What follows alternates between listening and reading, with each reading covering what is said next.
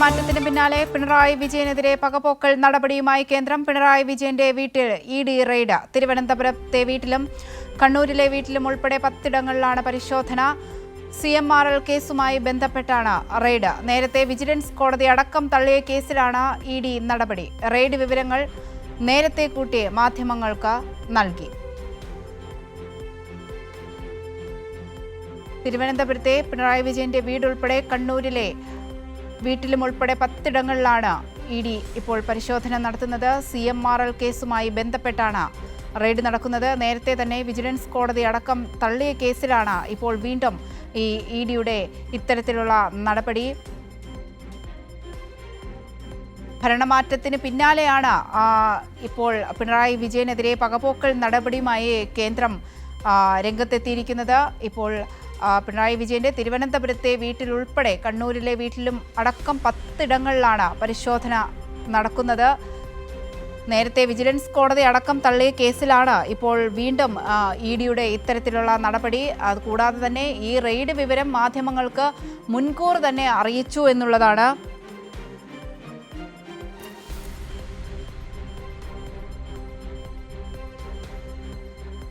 ഭരണമാറ്റത്തിന് പിന്നാലെയാണ് കേന്ദ്രത്തിൻ്റെ ഇത്തരത്തിലുള്ള ഒരു നടപടി. സംശയാസ്പദമായ നടപടി തന്നെയാണ് ഇത്. കാരണം ഭരണം മാറിയ ഉടനെ തന്നെ നിലവിൽ കോടതി തള്ളിയ ഒരു കേസിലാണ് ഇഡി ഇപ്പോൾ വീണ്ടും റെയ്ഡ് നടത്തുന്നത്.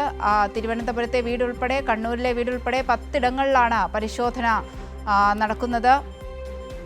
CMRL കേസുമായി ബന്ധപ്പെട്ടാണ് റെയ്ഡ്. നേരത്തെ ഈ വിജിലൻസ് കോടതി അടക്കം തള്ളിയ കേസിലാണ് ഇഡിയുടെ ഇത്തരത്തിലുള്ള നടപടി.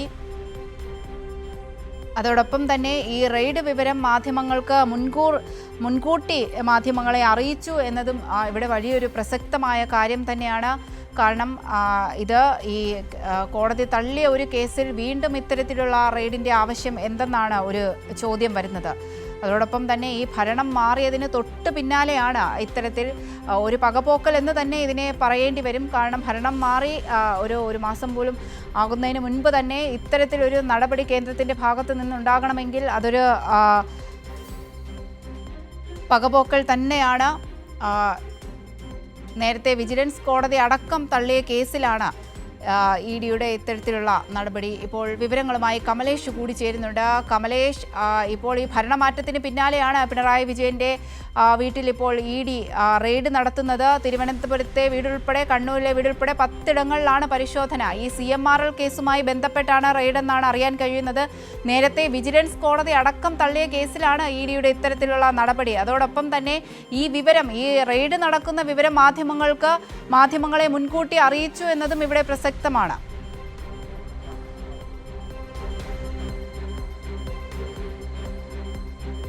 അവന്തിക, തീർച്ചയായും വളരെ കാലങ്ങൾക്ക് ശേഷം, അതായത് നേരത്തെ ഈ ലാവലിംഗ് കേസിൽ ഉണ്ടായ നിലയിലുള്ള ഒരു വേട്ടയാടലിലേക്ക് വീണ്ടും കാര്യങ്ങൾ പോകുന്നു എന്നുള്ളതാണ്. ഇപ്പോൾ ഈ ഇഡി വലിയ നിലയിലുള്ള ഈ ഒരു പരിശോധനയുമായി രംഗത്തേക്ക് വരുന്നത് സ്വാഭാവികമായും ഈ ഭരണമാറ്റത്തിന് പിന്നാലെ, അതായത് മുഖ്യമന്ത്രി സ്ഥാനത്ത് നിന്നും പിണറായി വിജയൻ മാറി നിൽക്കുന്നതോടുകൂടിയാണ് വീണ്ടും ഈ കേസുമായി ഇഡി രംഗത്തെത്തുന്നത് എന്നുള്ളതാണ്.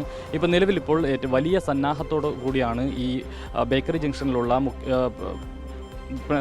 പ്രതിപക്ഷ നേതാവ് പിണറായി വിജയൻ്റെ വസതിയിൽ ഇഡിയുടെ പരിശോധന, എൻഫോഴ്സ്മെൻറ്റ് ഡയറക്ടറേറ്റിൻ്റെ പരിശോധന പുരോഗമിക്കുന്നത്. രാവിലെ 6 മണി മുതൽ പരിശോധന ആരംഭിച്ചു. ഇവിടെ മാത്രമല്ല, പിണറായി വിജയൻ്റെ കണ്ണൂരിലുള്ള വസതിയിലും അതുപോലെ തന്നെ മുഹമ്മദ് റിയാസിൻ്റെ വീട്ടിലും ഉൾപ്പെടെ 10 ഇടങ്ങളിൽ നിലവിൽ ഈ റെയ്ഡ് പുരോഗമിക്കുന്നതായി, അതായത് പരിശോധന പുരോഗമിക്കുന്നതായാണ് നമുക്ക് ലഭിക്കുന്ന വിവരം. ഏതായാലും ഈ വിഷയവുമായി ബന്ധപ്പെട്ട് അവന്തിക്ക് സൂചിപ്പിച്ചതുപോലെ തന്നെ ഒരു ഭരണമാറ്റം ഉണ്ടായതിന് പിന്നാലെയാണ്, അതായത് മുഖ്യമന്ത്രിയായിരുന്ന പിണറായി വിജയൻ അവിടെ നിന്ന് മാറി പ്രതിപക്ഷ നേതൃസ്ഥാനത്തേക്ക് വരുന്ന ഘട്ടത്തിലാണ് വീണ്ടും ശക്തമായ നിലയിൽ ഈ നേരത്തെ പലതവണ ചർച്ച ചെയ്ത് അല്ലെങ്കിൽ കേസ് നേരത്തെ സൂചിപ്പിച്ചതുപോലെ തന്നെ വിജിലൻസ് കോടതി ഉൾപ്പെടെ തള്ളിയ ഈ കേസിൽ വീണ്ടും ഒരു പരിശോധനയും ഒക്കെയായി ഇത് സജീവമായി നിലനിർത്തുന്നതിന് വേണ്ടിയിട്ടുള്ളൊരു ഇടപെടൽ ഇഡിയുടെ ഭാഗത്തു നിന്നും ഉണ്ടാകുന്നത് എന്നുള്ളതാണ്.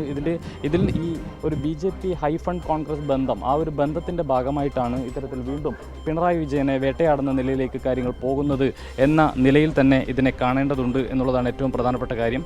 ഏതായാലും ഈ റെയ്ഡ് വിവരം, അതായത് 6 മണിക്കാണ് ഈ റെയ്ഡ് ആരംഭിച്ചത് എന്നാണ് നമുക്ക് മനസ്സിലാക്കാൻ കഴിയുന്നത്. ആ സമയം തൊട്ട് തന്നെ മാധ്യമങ്ങളെല്ലാം അത് വാർത്തയും നൽകുന്നുണ്ട്. അതായത് മാധ്യമങ്ങളെ മുൻകൂട്ടി അറിയിച്ചതിന് ശേഷമാണ് ഇത്തരത്തിലൊരു റെയ്ഡ് നടക്കുന്നത് എന്നതുകൂടി ഏറ്റവും പ്രധാനമായും കാണേണ്ട ഒരു വിഷയമാണ്. അതായത് റെയ്ഡ് എന്നതിനപ്പുറത്തേക്ക് ഇത് ചർച്ചയാവുക, അത് ഒരു വിഷയമാവുക എന്നുള്ളത് തന്നെയാണ് ഇതിൻ്റെ ഉദ്ദേശം എന്ന കാര്യത്തിൽ യാതൊരു തർക്കവുമില്ല. ഏതായാലും നിലവിലിപ്പോൾ ഈ പിണറായി വിജയൻ്റെ മകൾ വീണ വിജയൻ ഉൾപ്പെട്ടിട്ടുള്ള ഈ CMRL എക്സാലോജി കേസുമായി ബന്ധപ്പെട്ടാണ് നിലവിലിപ്പോൾ ഈ പരിശോധനകൾ നടക്കുന്നത് എന്നുള്ളതാണ് നമുക്ക് മനസ്സിലാക്കാൻ കഴിയുന്നത്. പ്രാഥമികമായ ആ നിലയിലുള്ള സൂചനകളാണ് വരുന്നത്. ഏതായാലും നിരവധിയായ കേന്ദ്രസേനയുടെ അടക്കം അകമ്പടിയോടുകൂടിയാണ് ഈ വീട്ടിൽ ഇപ്പോൾ റെയ്ഡ് പുരോഗമിക്കുന്നത്. രാവിലെ 6 മണി തൊട്ട് റെയ്ഡ് ആരംഭിച്ചിട്ടുണ്ട്. ഇപ്പോൾ ഏതാണ്ട് ഒരു 2-2.5 മണിക്കൂറോളമായി ഈ റെയ്ഡ് തുടരുന്നു എന്നുള്ളതാണ് നമുക്ക് മനസ്സിലാക്കാൻ കഴിയുന്നത്. ഏതായാലും വലിയ നിലയിൽ ഈ വിഷയങ്ങളെല്ലാം തന്നെ നേരത്തെ പിണറായി വിജയൻ്റെ മകൾ വീണ വിജയൻ ഈ മാസപ്പടി വാങ്ങി എന്ന ആരോപണമാണ് ആദ്യഘട്ടത്തിൽ വന്നിട്ടുള്ളത്. പക്ഷേ അത് അവർക്ക് നൽകിയിട്ടുള്ള സേവനത്തിൻ്റെ ഭാഗമായുള്ള, അതായത് CMRL നൽകിയിട്ടുള്ള സേവനത്തിൻ്റെ ഭാഗമായുള്ള പ്രതിഫലമാണ് താൻ കൈപ്പറ്റിയിട്ടുള്ളത് എന്ന് നേരത്തെ തന്നെ വീണ വിജയൻ വ്യക്തമാക്കിയിട്ടുള്ളതാണ്. ആ ഘട്ടത്തിൽ കോൺഗ്രസ് ഉൾപ്പെടെ ഈ വിഷയത്തെ വലിയ ആരോപണമായി കൊണ്ടുവന്നത്, അങ്ങനെ കൈപ്പറ്റിയിട്ടുണ്ടെങ്കിൽ അതിൻ്റെ GST അടച്ച വിവരങ്ങൾ ഉൾപ്പെടെ കാണിക്കേണ്ടതുണ്ട്, അത് ഹാജരാക്കേണ്ടതുണ്ട്, അല്ലെങ്കിൽ അത് കാണിക്കാൻ തയ്യാറുണ്ടോ, GST അടച്ചിട്ടുണ്ടോ തുടങ്ങിയ കാര്യങ്ങളൊക്കെയാണ് കോൺഗ്രസ് വലിയ നിലയിൽ ഉയർത്തിക്കൊണ്ടുവന്നത്. എന്നാൽ ഈ വാങ്ങിയ തുകയ്ക്ക് കൃത്യമായി GST അടച്ചിട്ടുണ്ട് എന്നതിൻ്റെ രേഖകൾ സഹിതം പിന്നീട് അത് പുറത്തു വരികയും ചെയ്തു.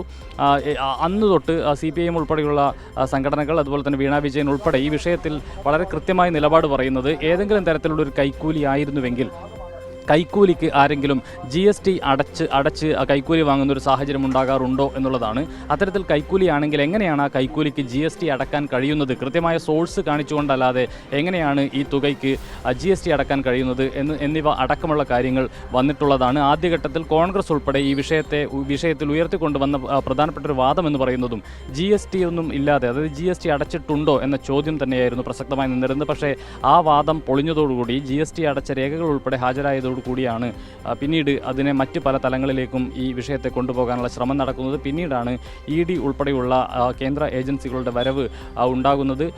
ഏതായാലും ഈ വിഷയത്തിൽ നേരത്തെ വിജിലൻസ് കോടതി ഉൾപ്പെടെ ഇതിൽ കഴമ്പില്ല എന്ന് പറഞ്ഞ് തള്ളിയ ഒരു ഘട്ടമാണ് ആദ്യമുണ്ടായത്. എന്നാൽ പിന്നീട് വീണ്ടും ഹൈക്കോടതിയിൽ ഉൾപ്പെടെ ഈ വിഷയം നിലനിൽക്കുന്ന ഒരു സാഹചര്യമുണ്ട് നിലവിൽ.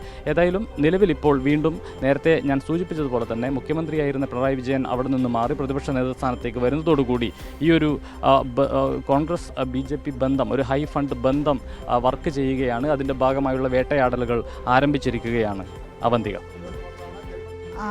അതായത് കമലേഷ്, ഈ എക്സാലോജിക് CMRL ഇടപാടുമായി ബന്ധപ്പെട്ടുള്ള ഈ കേസിൽ EDയുടെ അന്വേഷണവും സമൻസുമെല്ലാം സ്റ്റേ ചെയ്യണമെന്നാവശ്യപ്പെട്ടുള്ള ഹർജി ഹൈക്കോടതി കഴിഞ്ഞ ദിവസം തള്ളിയിരുന്നു. ഇതിന് പിന്നാലെയാണ് ഇത്തരത്തിലൊരു റെയ്ഡ്. അതായത് ഇത് സംശയിക്കേണ്ട ഒരു കാര്യമാണ്. അതോടൊപ്പം തന്നെ മാധ്യമങ്ങൾക്ക് ഈ റെയ്ഡിൻ്റെ വിവരം നേരത്തെ തന്നെ അറിയിച്ചു എന്നുള്ളതും ഇവിടെ പ്രസക്തമാണ്. ഈ കോൺഗ്രസും BJPയും തമ്മിലുള്ളൊരു ബന്ധം തന്നെയാണ് ഇവിടെ വ്യക്തമാകുന്നത്. കഴിഞ്ഞ ദിവസം മുഖ്യമന്ത്രി പ്രധാനമന്ത്രിയെ കാണാനൊക്കെ പോയിരുന്നു.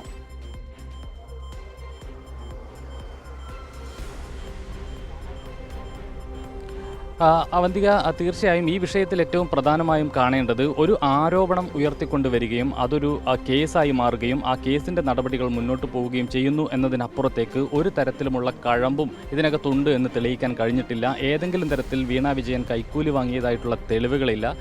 അത്തരത്തിലുള്ള നേരത്തെ, അതായത് ഈ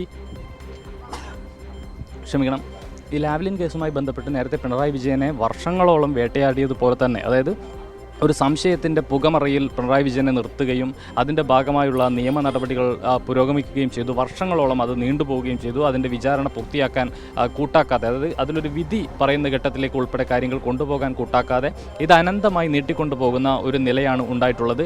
എല്ലാ കാലത്തും അത്തരമൊരു അഴിമതിക്കാരൻ എന്ന നിലയിലുള്ള ഒരു പുകമറയിൽ പിണറായി വിജയനെ നിർത്താനുള്ളൊരു ശ്രമം നേരത്തെ തന്നെ കേന്ദ്രത്തിൻ്റെ ഭാഗത്തു നിന്നും ഉണ്ടാകുന്നുണ്ട് എന്നുള്ളത് ഏറ്റവും പ്രധാനപ്പെട്ട കാര്യമാണ്. സമാനമായ നിലയിൽ തന്നെയാണ് ഈ CMRL എക്സാലോജിക് വിഷയത്തിലും പിണറായി വിജയൻ്റെ മകൾ വീണ വിജയനെ ഈ നിലയിൽ പ്രതിസ്ഥാനത്ത് നിർത്തി ഒരു പുകമറ സൃഷ്ടിക്കാനുള്ള ശ്രമം നടത്തുന്നത്. ആ ഘട്ടം തൊട്ട് വീണ വിജയൻ ചോദിക്കുന്നത്, എന്താണ് ഇതിനകത്ത് അഴിമതി താൻ നടത്തിയിട്ടുള്ളത്, ആ അഴിമതി എന്താണ് എന്ന് പറയൂ എന്നുള്ളതാണ്. താൻ നൽകിയിട്ടുള്ള സേവനത്തിനുള്ള പ്രതിഫലമാണ് എക്സാലോജിക്കിൽ നിന്ന് CMRL നിന്നും താൻ കൈപ്പറ്റിയിട്ടുള്ളത്. അത് കൃത്യമായ രേഖകളുള്ള തുകയാണ്. ആ തുകയ്ക്ക് വളരെ കൃത്യമായി താൻ GST അടച്ചിട്ടുണ്ട് എന്നത് തുടങ്ങിയ കാര്യങ്ങളെല്ലാം തന്നെ വളരെ കൃത്യമായി വീണ വിജയൻ നേരത്തെ തന്നെ വ്യക്തമാക്കിയിട്ടുള്ളതുമാണ്. അതിനപ്പുറത്തേക്ക് വീണ വിജയനോ അല്ലെങ്കിൽ പിണറായി വിജയനോ ഏതെങ്കിലും തരത്തിൽ ഒരു രൂപ CMRൽ നിന്ന് കൈപ്പറ്റിയെന്നോ അത് സംബന്ധിച്ച രേഖകളോ തെളിവുകളോ ഒരു തരത്തിലുള്ള കാര്യങ്ങളും പുറത്തു കൊണ്ടുവരാനോ അതിൻ്റെ ഒരു കണിക പോലും പുറത്തേക്ക് കൊണ്ടുവരാൻ ആർക്കും കഴിഞ്ഞിട്ടില്ല എന്നുള്ളതാണ്. അതിനപ്പുറത്തേക്ക് ഒരു പുകമറയുണ്ടാക്കി ഒരു സംശയത്തിൻ്റെ നിഴലിൽ ഇവരെ ദീർഘകാലം നിർത്തുക, അത് ഒരു അന്വേഷണത്തിൻ്റെ ഒരു ഭാഗമായി ഇത് മുന്നോട്ട് കൊണ്ടുപോവുക എന്നതിനപ്പുറത്തേക്ക് മറ്റൊരു കാര്യവും ഇതിനകത്തില്ല എന്നുള്ളതാണ് ഏറ്റവും പ്രധാനപ്പെട്ട കാര്യം.